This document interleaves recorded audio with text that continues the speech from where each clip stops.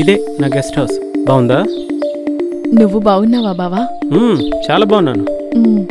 ఏం మారలేదు బావా. అప్పుడు ఎలా ఉన్నావో ఇప్పుడు అలానే కనిపిస్తున్నావు. పెళ్లి చేసుకోలేదు? అందుకే చాలా బాగున్నాను. గుడ్. అయితే చేసుకోవాలనిపించట్లేదన్నమాట. You see, why should I buy a cow when the milk is available outside? బాగా మారిపోయావు బావా. ఇప్పుడన్నావుగా మారలేదని. ఐ మీన్ ఇంప్రూవ్మెంట్ బాగా కనిపిస్తుంది అని. మరి ఇప్పుడు నా ఏజ్ 40 అయినా నా ఫాలోయింగ్ నాకుంది. బట్ ఎట్ మై 20s నేను పెళ్లి చూపులకెళ్ళిన ప్రతిసారి అమ్మాయిల తల్లిదండ్రులు నాకు ఒక మల్టిపుల్ చాయిస్ క్వశ్చన్ పేపరే ఇచ్చేవారు. క్వశ్చన్ నెంబర్ 1, అబ్బాయికి తల్లిదండ్రులు ఉన్నారా లేరా? ఉంటే మైనస్, లేకపోతే ప్లస్. ఒకవేళ ఉంటే గవర్నమెంట్ జాబా కాదా? ఉంటే ప్లస్, పెన్షన్ వస్తుంది కదా అదే, లేకపోతే మైనస్, మళ్ళీ మన మీద ఆధారపడాలి కదా. క్వశ్చన్ నెంబర్ 3, అబ్బాయికి అక్క చెల్లెళ్ళు ఉన్నారా లేరా? ఉంటే మైనస్. ఇప్పుడు ఈ పండగలకి పబ్బాలకి వాళ్ళని పిలిచి ఏదో ఒకటి పెట్టాలి కదా, లేకపోతే ప్లస్, ఎందుకంటే వాళ్ళ అమ్మాయికి ఏ గొడవ ఉండదు కదా. క్వశ్చన్ నెంబర్ 4, అబ్బాయికి సొంత ఇల్లు ఉందా లేదా? ఉంటే ప్లస్, లేకపోతే మైనస్. క్వశ్చన్ నెంబర్ 5, అబ్బాయికి 6 అంకెల జీతం ఉందా లేదా? క్వశ్చన్ నెంబర్ 6, ఎంతవరకు చదివాడు? Last but not least question number 7, అబ్బాయి అందగాడా కాదా? ఒకవేళ అందంగా లేకపోయినా పర్వాలేదు, మొదటి 6 ఉంటే చాలు. అప్పుడు వాళ్ళ డైలాగ్ ఏంటో తెలుసా? అందాన్ని ఏమైనా కొరుక్కు తింటామా అని అంటూ పెళ్లి కొడుకుని కొనుక్కొని పోతారు, ఎంత ఇచ్చైనా సరే. కానీ అబ్బాయిలు మాత్రం మీ అమ్మాయిలో చూసేది ఆ చివరి క్వశ్చన్, అమ్మాయి అందంగా ఉందా లేదా అని. ఆ ఒక్కటి ఉంటే చాలు, ఏది ఉన్నా లేకపోయినా అమ్మాయిని ఎత్తుకుపోతారు. అర్థమైంది కదా? అర్థమైంది బావా. నాలో ఆ చివరి ఏడోది లేదని ఇప్పుడే అర్థమైంది. నేను అలా అన్నానా? అయినా నీకు పెళ్ళయింది కదా మీ నాన్నకి ఇష్టమైన వాడితో. అవును, నా గురించి అడుగుతున్నావు, మరి నువ్వెలా ఉన్నావు? పెళ్లి చేసుకున్నానుగా. అంటే బాగోలేవు అనా, చాలా బాగున్నావనా? నేనేం చెప్పాలని అనుకుంటున్నావు బావా? నీ గురించి నేనేమనో అనుకోవడానికి నేను నిన్ను కన్న తండ్రినా లేక కట్టుకున్న మొగుడినా? అంటే నువ్వు నాకేం కావా? కానివ్వలేదు కదా. నేనా? మీ నాయన. నువ్వేం చేసావైనా? చేయడానికేముంది, 5,000 రూపాయల జీతం ఉన్నా చాలు మా నాన్న నీకిచ్చి పెళ్లి చేస్తాడు.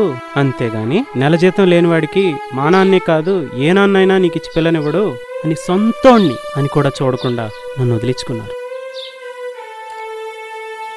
నువ్వు నాలో జీతాన్ని చూసావు, కానీ నాతో జీవితాన్ని చూడాలనుకోలేదు. నువ్వేమైనా తక్కువ తిన్నావా బావా? నువ్వేమైనా రాజకీయ నాయకురాలి కూతురువా, సినిమా స్టార్ కూతురువా, బిజినెస్ మ్యాన్ కూతురువా? ఆఫ్టర్ ఆల్ గుళ్ళో పంతులు కూతురువే అని అంటూ తొడకొట్టి మరీ నన్ను వదిలించుకొని వెళ్ళిపోలేదా బావా?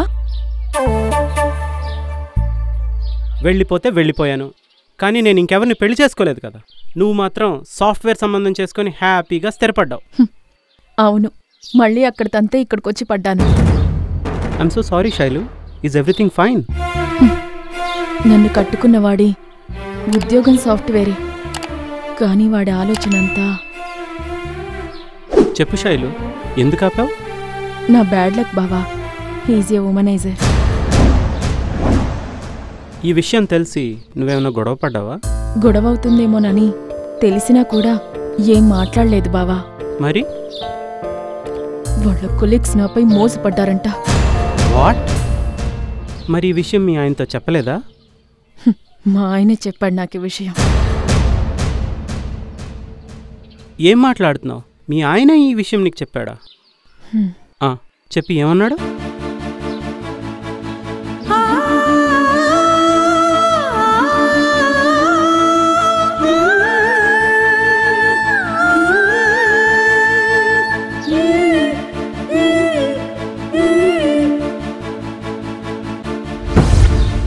మరి ఈ విషయం మీ అమ్మ నాన్నకు చెప్పావా? చెప్తే ఏం చేస్తారు బావా? పోనీ నేను మీ ఆయనతో మాట్లాడినా? మాట్లాడేం చేస్తావు బావా? మళ్ళీ నన్ను అక్కడికి పంపిస్తావా? ఏం వెళ్ళవా? నా స్థానంలో వేరొకరున్నప్పుడు నన్నెళ్ళెక్కడుండమంటావు బావా?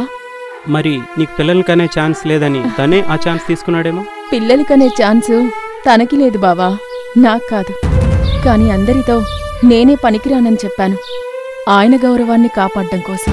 ఈ పెద్దోళ్ళు ఎప్పుడు గొప్పలకి పంతాలకి పోకూడదే, పోతే పిల్లల భవిష్యత్తు ఇలానే నాశనం అవుద్ది. బావా, గొప్పలకి పోయిందెవరు, పంతాలకి పోయిందెవరు, జీవితం నాశనమైందెవరికి బావా? రెక్కాడితే గాని డొక్కాడని సాధారణమైన గుళ్ళో పంతులు మా నాన్న. తన కూతురు కూడా తనకిలా నెల తిరిగేసరికి బాధపడకూడదని ఒక ఆడపిల్ల తల్లిగా మా అమ్మ ఆలోచించి ఒక నెల జీతగాడికిచ్చి నన్ను చేయాలని చూసింది.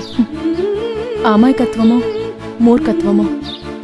కాని నువ్వు నిజంగా నన్ను ప్రేమించుంటే, శైలు నా మీద నీకు నమ్మకం ఉందా అని ధైర్యంగా అడిగుండేవాడివి బావా. అడిగితే? నేను ఆడపిల్లని బావా, నీలా మగపిల్లవాణ్ణయ్యుంటే ఎవ్వరు కాదన్నా సరే ప్రేమించిన మా ఇంటికి వెళ్ళి నా మీద నమ్మకం ఉందా, ఉంటే నాతో వస్తావా అని పెద్దవాళ్ళకి కౌంటర్ ఇవ్వకుండా లేపుకుపోయేదాన్ని. కాని నువ్వు మా అమ్మకి, మా నాన్నకి, ఆఖరికి నీకన్నా చిన్నవాడైన మా తమ్ముడికి కూడా ఎలా కౌంటర్ ఇద్దామా అనే చూసావు. ఒక్కసారంటే ఒక్కసారైనా ఈ శైలు, ఈ పిచ్చి శైలు, నువ్వంటే పడిచచ్చే నీ మరదలి శైలు కోసం ఆలోచించావా బావా? అయితే తప్పంతా నాదే అంటావా? ఏ కాదంటావా బావా? రుక్మిణి తనని ప్రేమిస్తుందని, ఆరాధిస్తుందని తెలుసుకున్న శ్రీకృష్ణుడు రుక్మిణి అన్న రుక్మి అడ్డుపడినా, సైన్యాలు వెంటపడినా తననెత్తుకుపోయి మరీ రుక్మిణి కళ్యాణం చేసుకున్నాడు. ఆ తర్వాత శ్రీకృష్ణుడు 16,000 మంది గోపికల్ని తీసుకొచ్చినా హృదయపూర్వకంగానే స్వాగతించింది రుక్మిణి. అంతకు ముందే రాధ అనే ప్రేయసి ఉందని తెలిసినా నవ్వుతూనే రాధని కూడా తన ప్రియసఖిలా చూసుకుంది. నా అనేవాడు నాతోనే ఉన్నాడు, నా చెయ్యి పట్టుకునే ఉన్నాడు అనే నమ్మకం ఉంటే చాలు బావా. ఆ నా అనేవాడి కోసం తన సర్వస్వాన్ని దారిపోస్తుంది ఆ అమ్మాయి. తన ప్రియుని ఇష్టాలే తన ఇష్టాలుగా చేసుకుంటుంది. అది బావా ఒక అమ్మాయి ప్రేమలో ఉండే గొప్పతనం. సరే బావా, ఏదో చాలా సంవత్సరాలైంది కదా, ఒకసారి చూడాలనిపించి వచ్చాను. చూశానుగా, ఇక వెళ్తున్నా. ఎక్కడికి? నా చావు నేను చావాలిగా.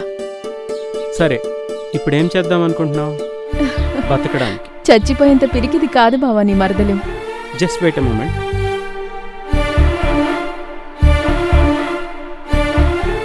హలో సెక్రటరీ గారు, నేను మీకు ఒక ప్రొఫైల్ పంపిస్తున్నాను. మనం ప్లాన్ చేస్తున్న ఆ 4 కొత్త కాంట్రాక్ట్స్కి తనని హెడ్గా అపాయింట్ చేయండి. తన పేరు Shailu, Shailaja, and her qualification is MBA Finance and Marketing. I'm going to monitor her for the first 6 months and from there on she will lead. Thank you అండి. మిగతా ఫార్మాలిటీస్ మీరు కంప్లీట్ చేయండి. అంటే ఇప్పుడు నీ కంపెనీలో? See Shailu, the plan is you should be leading all the contracts that we have. అవును శైలు, 20 ఏళ్లుగా ఇక్కడ నీకోసం ఆలోచిస్తూ ప్రేమయుద్ధమే చేస్తున్నాను నేను.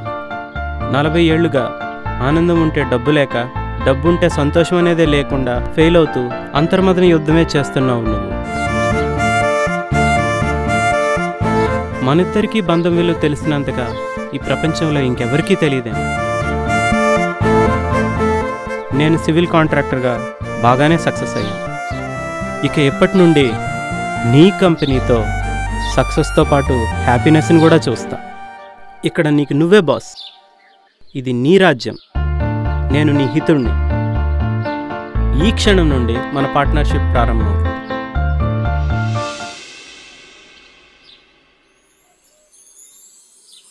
నీకు అభ్యంతరం లేకపోతే ఇప్పుడు అడుగుతున్నాను,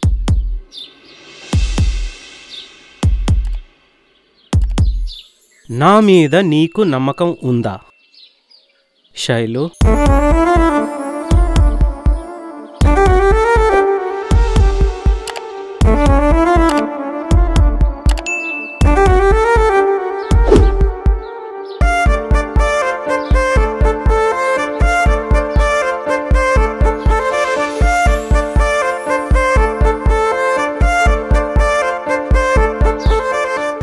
నిదానంగా ఆలోచించి అడుగులు వేద్దాం అనటానికి జీవితం అనేది 1000 ఏళ్ళు కాదు.